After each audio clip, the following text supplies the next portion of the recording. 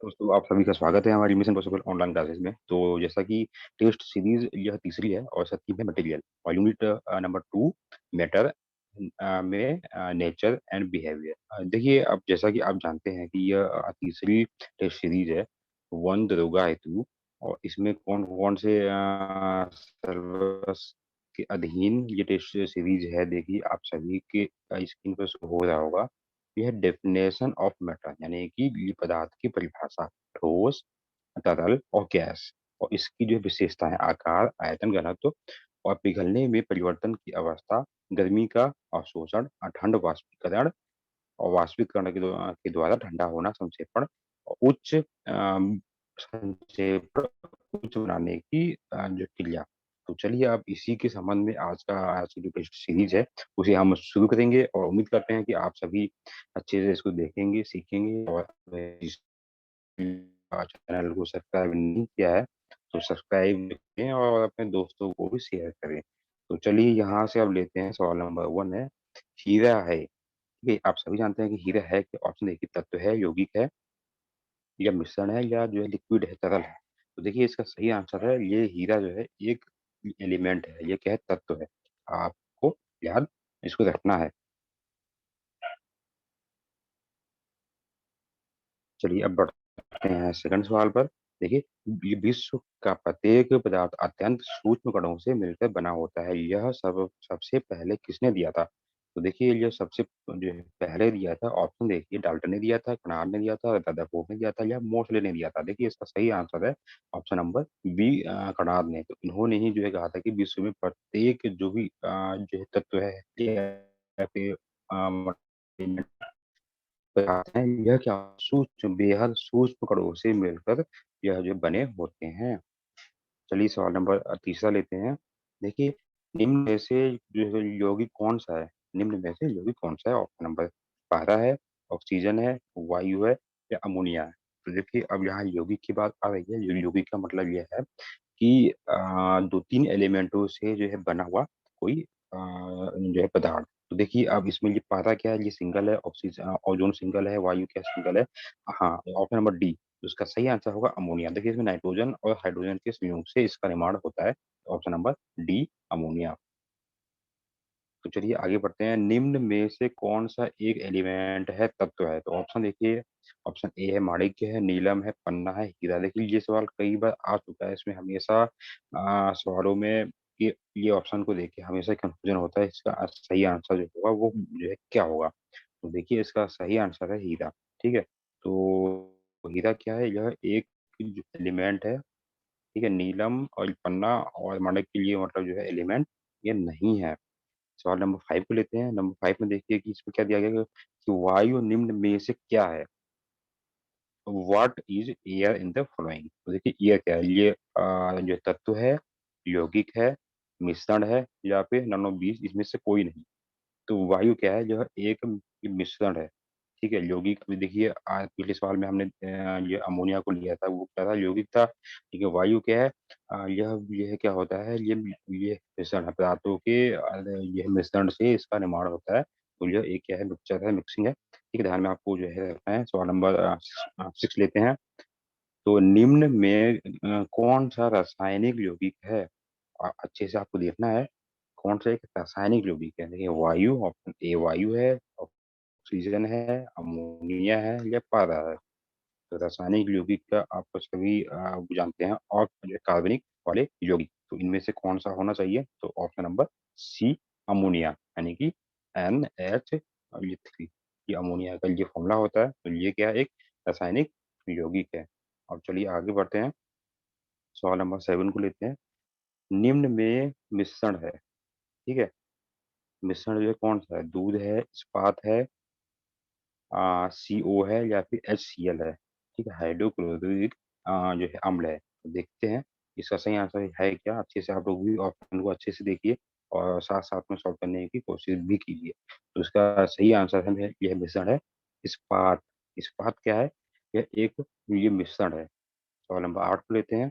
सवाल नंबर 8 में देखिए, शुद्ध तत्व निम्न में से कौन सा है? ये ऑप्शन ए कांच, सीमेंट, सोडियम और इनमें से कोई नहीं।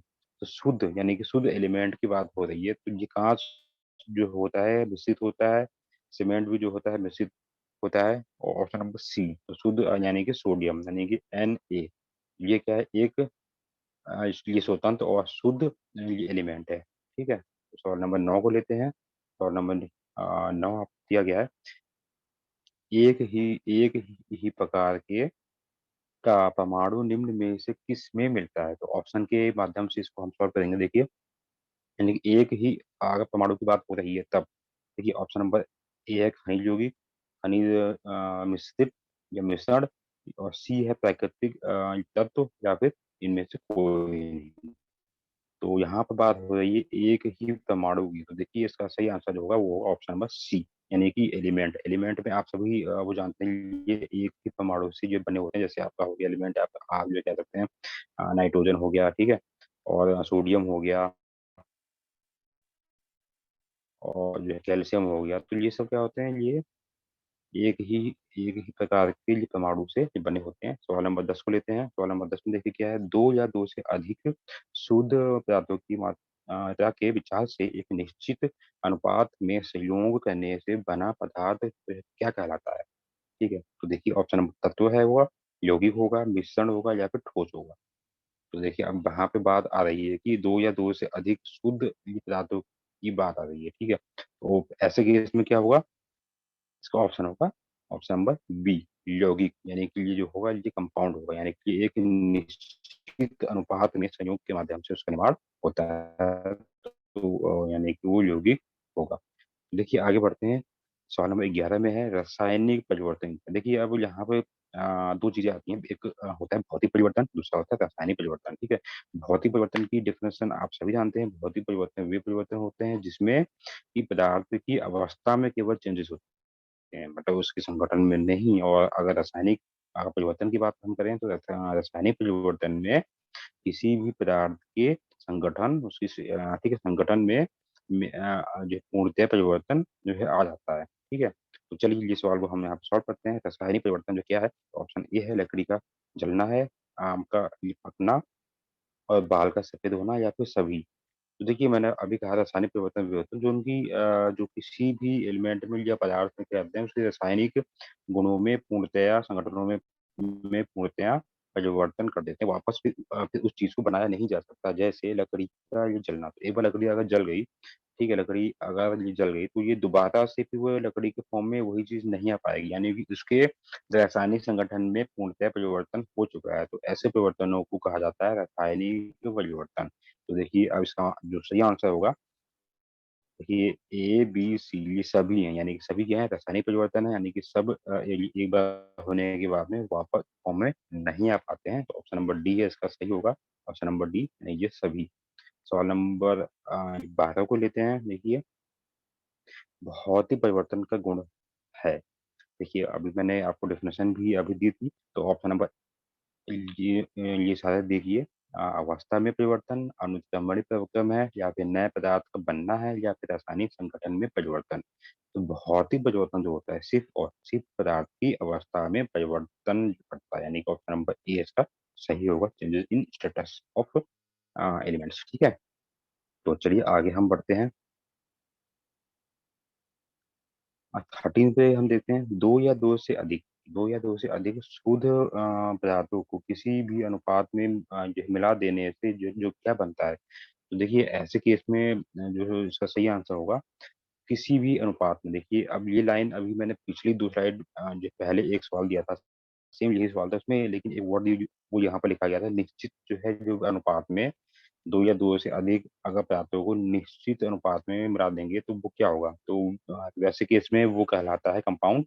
लेकिन अब यहाँ पे क्या है कि किसी भी अनुपात में, तो उसका सही आंसर होगा मिश्रण। इन दोनों डेफिनेशन में आपको ध्यान में जो है रखना है, अदरवाइज आपका सवाल गलत हो जाएगा। चलिए अब 14 पे हम देखते हैं। 14 से सवाल है आपका, ऐसे तत्व जिसमें धातु और अधातु के गुण जो है दोनों ही पाए जाते हैं, मतलब शुद्ध रूप से आप कह सकते हैं, तो उन्हें क्या कहा जाएगा। तो सिंपल सी बात है, जिन भी एलिमेंट्स में धातु और धातु के गुण पाए जाते हैं वो कहलाते हैं उपधातु। ठीक है, उन्हें कहा जाता है उपधातु। चलिए 15 सवाल को लेते हैं। 15 सवाल में दिया गया है, कौन सी धातु विद्युत की कुचालक है? कुचालक आप सभी जानते हैं ना, यानी कि विद्युत का प्रवाह जो है नहीं करती है। ऑप्शन को देखिए। ऑप्शन नंबर ए है टिन, बी कॉपर, सी लेड और डी है निकल। तो ये कुचालक की बात हो रही है, यानी कि जिसमें विद्युत का प्रवाह नहीं होता है। तो देखिए इसका सही आंसर है ऑप्शन नंबर सी लेड। यानी कि आप सभी जानते हैं ये लेड का यूज कहाँ होता है, पेंसिल के निर्माण में भी इसका यूज होता है, और भी बहुत सारे एलिमेंटों में। अगर के लिए जो है लेड है, ये विद्युत का कुचालक है। चलिए हाँ, सवाल नंबर 16 हम ले लेते हैं। सवाल नंबर 16 है, किस अधातु में धातुई चमक जो है क्या है पाई जाती है? अधातु भी है लेकिन फिर भी धातु की चमक होती है, पाई जाती है। ठीक है, तो आप लोग सवाल को समझ होंगे। तो ऑप्शन नंबर ए है ग्रेफाइट में, आयोडीन में, दोनों में, या फिर इनमें से कोई नहीं। देखिए दोनों ही क्या है, ग्रेफाइट और आयोडीन क्या है, दोनों ही और ये और धातु में है, और दोनों में ही क्या होती है, चमक जो है वो होती है, पाई जाती है। तो इसका सही आंसर होगा ऑप्शन नंबर सी, उपयुक्त दोनों में। 17 सवाल को लेते हैं। देखिए 17 सवाल में हमसे यहाँ कह रहा है, निम्न में कौन सी उपधातु है? ठीक है, उपधातु की बात हो रही है, तो ये कौन सी है? आर्सेनिक है, एंटीमनी है, या फिर बिस्मुथ है? तो ये सभी हैं, ये यानी कि डी है इसका आंसर सही है। और अब डीज यानी कि ये सभी क्या है, ये उप धातुएं हैं। ठीक है, यानी कि ध्यान में आपको रखना है उप धातुएं कौन कौन सी हैं। और अब चलिए अगले सवाल को हम लेते हैं। 18वें, निम्न में से कौन सा एक यौगिक है? यौगिक देखिए, ठीक है, योगी मैंने आपको अभी ये योगी की डेफिनेशन भी समझाई थी। ठीक है, यानी कि दो या दो से अधिक दो या दो से अधिक जो पदार्थों को एक निश्चित अनुपात में जब मिलाया जाएगा, तो उससे जो भी जो पदार्थ का निर्माण होता है वो कहलाता है यौगिक। और जिसमें अगर कोई बिना किसी अनुपात के अगर मिलाया जाता है तो वो कहलाता है मिश्रण। ठीक है, तो दोनों को डिफरेंस को ध्यान में रखना है। इस वाले सवाल में देखिए, ऑप्शन नंबर ए है, बी है, सी है, या डी है। तो एक यौगिक है, यानी कि वो है अमोनिया। ठीक है, वो इसलिए है, देखिए अमोनिया इस एक एच एन, ये जो है ये इसमें 3 में होता है हाइड्रोजन। ठीक है, तो एन क्या होता है, एक होता है इसका जो है परमाणु। तो एक ही निश्चित अनुपात में इसका जो निर्माण जो है होता है। चलिए अब 19 सवाल को हम लेते हैं। 19 सवाल में दिया गया, जल एक यौगिक है, वाई क्यों? देखिए ऑप्शन को अच्छे से आप यहाँ पे देखिए, जल ये ऐसा क्यों है? ऑप्शन नंबर ए, बी, सी और डी। ठीक, ऑप्शन नंबर ए में है, यह ठोस, द्रव और गैस तीनों के रूप में ये हो सकता है। नहीं, ये इसका इसका यौगिक से कोई संबंध नहीं है। ऑप्शन बी है, इसमें हाइड्रोजन और ऑक्सीजन होती है, तो ये भी यौगिक के लिए कोई वो रेशो नहीं है। हाँ, सी है कि इसमें रासायनिक बंधों से जुड़े दो भिन्न तत्व होते हैं, जो कि एक निश्चित अनुपात में होते हैं। तो यानी कि option number C is the right answer. तो उसी ध्यान में आपको जो है रखेंगे कि क्योंकि जब जो एक रेशो के अधीन जो बॉन्डिंग होती है, तो वो जो है कहलाती है, यानी कि उससे जो भी वो निर्माण होगा वो जो कहलाएगा यौगिक। अब 20 को हम लेते हैं, 20 सवाल को। निम्न में से जो है किस पदार्थ में ऑक्सीजन जो नहीं है? तो ऑप्शन नंबर देखिए, सीमेंट में, रेत में, मिट्टी का तेल में, या फिर जो है कांच में। तो आप सभी जानते हैं, देखिए इसका जो सही आंसर होगा, ऑक्सीजन जिसमें नहीं होती है वो है मिट्टी का तेल। ठीक है, ऐसे सीमेंट में होती है, रेत में भी होती है, और कांच में भी कुछ यूनिट में होती है। तो ऑप्शन नंबर सी है, इसमें ऑक्सीजन नहीं होती मिट्टी के जो है तेल में। तो अब आते हैं 21 पे, आते हैं 21 वाले में सवाल में। देखिए इसमें क्या लिखा गया, कौन सा जो है ये पदार्थ होता है जो कि जो प्राकृतिक में तीनों अवस्थाओं के रूपों में पाया जाता है? कौन सा है? पानी है, हाइड्रोजन पेरोक्साइड है, अमोनिया है, या फिर सल्फर डाइऑक्साइड है, SO2। तो देखिए अब ये तीनों आप इसलिए बहुत ही सिंपल सवाल है, लेकिन कभी कभी ऑक्सीजन जब जो है आपके सामने ऑप्शन होते हैं तो गलत होने की संभावना होती है। तो तीनों रूपों में प्राकृतिक रूप से सिर्फ और सिर्फ H2 यानी कि ये पानी होता है, पाया जाता है। अब 22वें सवाल को लेते हैं। 22वां सवाल है आपका, स्टेनलेस स्टील एक मिश्र धातु है, जबकि वायु एक, ये क्या है? वायु है क्या? ठीक है, तो वायु ये एक है, मिश्रण है। सिंपल सी बात है, क्योंकि इसमें कोई जो है निश्चित जो है अनुपात में एलिमेंट का संयोजन जो नहीं होता है, वो होता है यह क्या है, होता है मिश्रण होता है। ध्यान में आपको जो है रखना है। अब 30वें सवाल पे आते हैं। 30वां सवाल देखिए है क्या कि निम्न में जो है कौन सा, ना तो ये जो है जो तत्व है, ना ही यौगिक है, ना ही यौगिक ना ही एलिमेंट है, ना ही जो है कंपाउंड है। कौन सा है? देखिए वायु, जल, ये पारा, या फिर सोडियम जो है ये जो है क्लोरीन।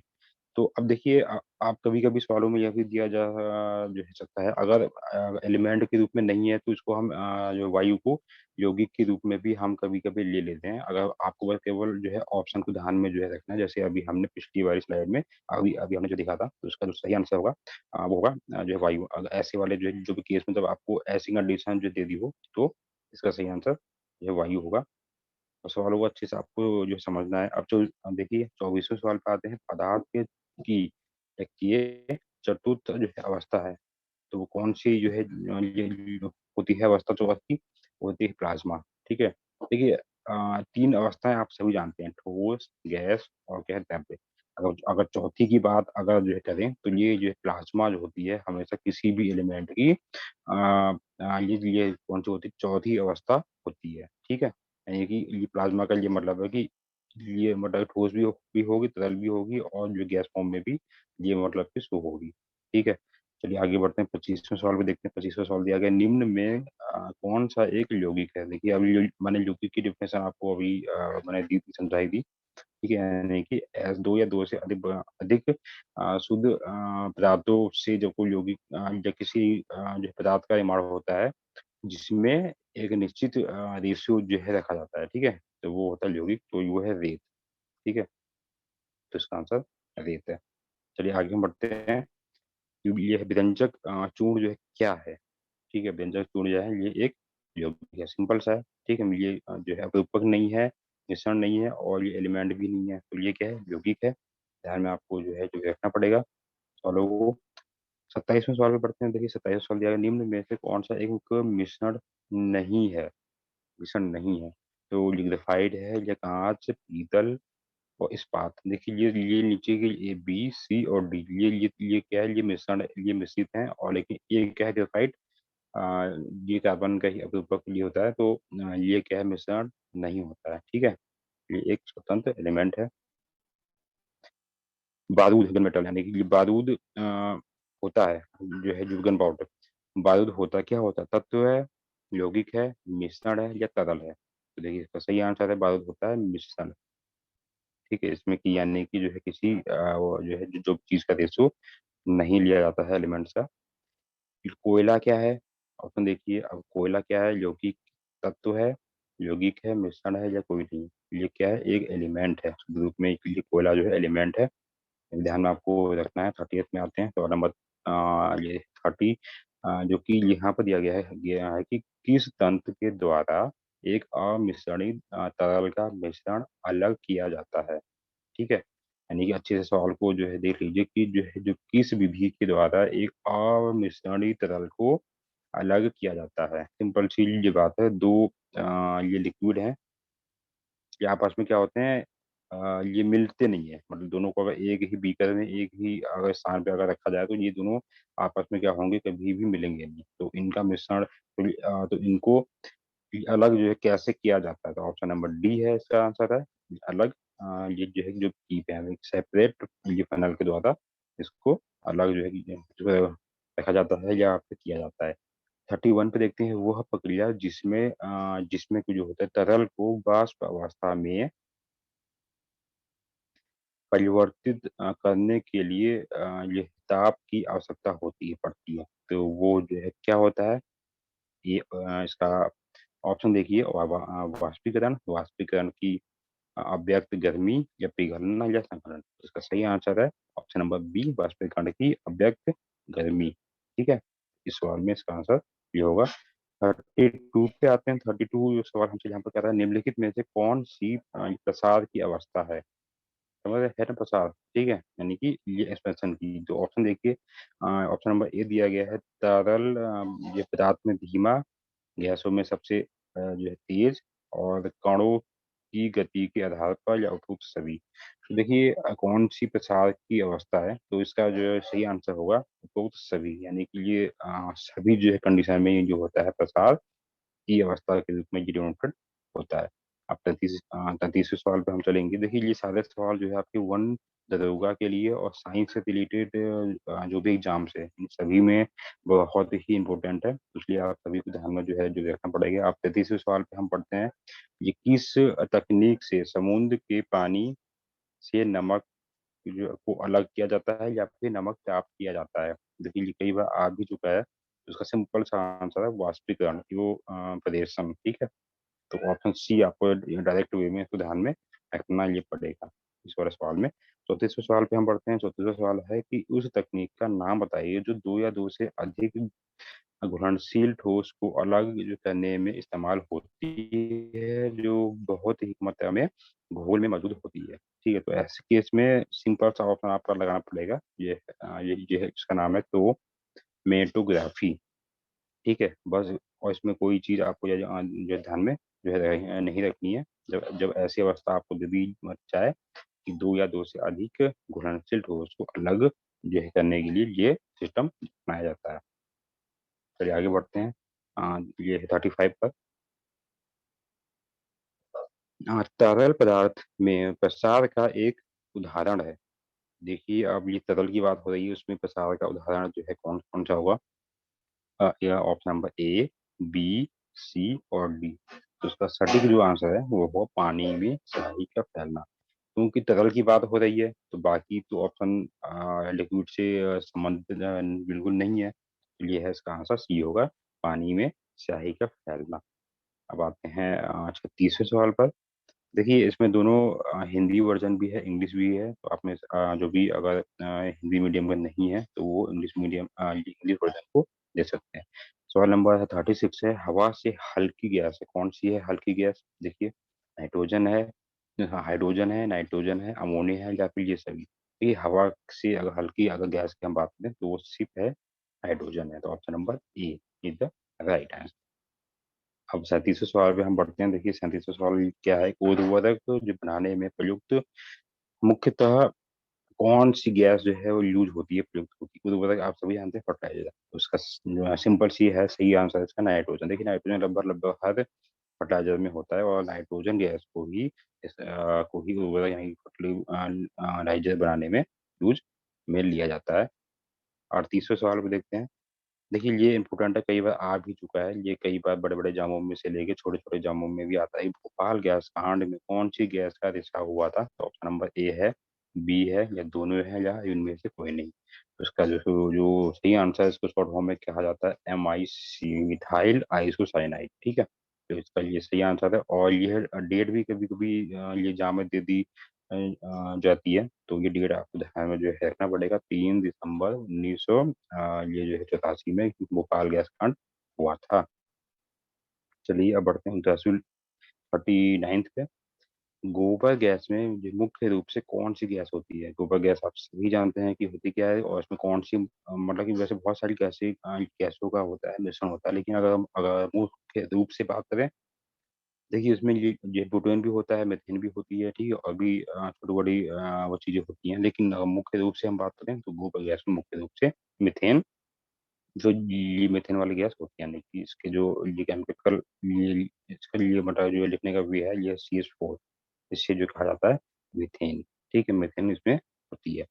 चलिए अब 40वें सवाल पे हम बढ़ते हैं। 40वां सवाल है, भौतिक जो परिवर्तन ये किस प्रकार का ये जो है प्रक्रम है? देखिए भौतिक रासायनिक परिवर्तन को आपको अच्छे से जो ज्ञात होगा, अभी मैंने इसी जो टेस्ट सीरीज में भी मैंने दोनों को ही समझाया है अभी। तो देखिए भौतिक परिवर्तन जो होता है ये क्रमणीय ये जो है ये होता है, परिवर्तन होता है, ठीक है? तो ये भी आपको ध्यान में जो है रखना पड़ेगा। चलिए आगे बढ़ते हैं 41 पर। कौन-सा परिवर्तन स्थायी है?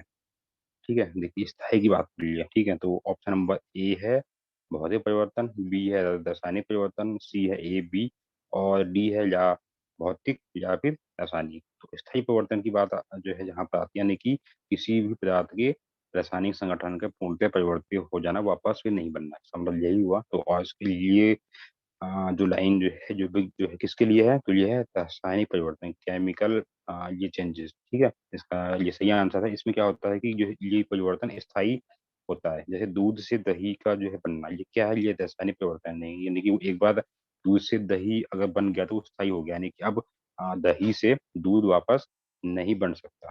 ठीक है? चलिए इस वाले सवाल को लेते हैं 42। भौतिक परिवर्तन है, देखिए अब इसको अच्छे से देखिए। भौतिक ये परिवर्तन है, इसका आंसर आप सभी मुझे कमेंट्स के माध्यम से आप देंगे। ऑप्शन नंबर इसमें लिखा हुआ देख लीजिए, आकृति में या परिवर्तन में, अ, आकृति में परिवर्तन, रंग में या फिर घनत्व में परिवर्तन। ठीक है? तो इन तीनों में ये भौतिक परिवर्तन हो सकता है, या फिर इसका सही आंसर जो होगा वो सभी होगा, या फिर जो है क्या होगा? तो ये आप जो है मुझे कमेंट्स के माध्यम से देंगे। और उम्मीद करता हूँ कि आप सभी को अच्छे से ये सारे सवाल समझ में भी आए होंगे, और आई होप कि जिसने भी आप में से हमारे यूट्यूब चैनल को सब्सक्राइब नहीं किया है तो सब्सक्राइब ज़रूर कर लें, क्योंकि हमारी आने वाली जो भी ये वीडियोज़ हैं ये जो है लेक्चर या फिर एलटी या समूह गढ़ या पटवारी या लेखपाल से संबंधित उत्तराखंड के समस्त जो भी एग्जाम है उनके संबंधित टेस्ट सीरीज भी आने वाला समय में शुरुआत उसकी होगी और होनी भी है। तो हमारे जो है जो अपडेट को जो हम लेने के लिए हमारे यूट्यूब चैनल को सब्सक्राइब करना बिल्कुल ना भूलें, दोस्तों को भी शेयर करें। All the best.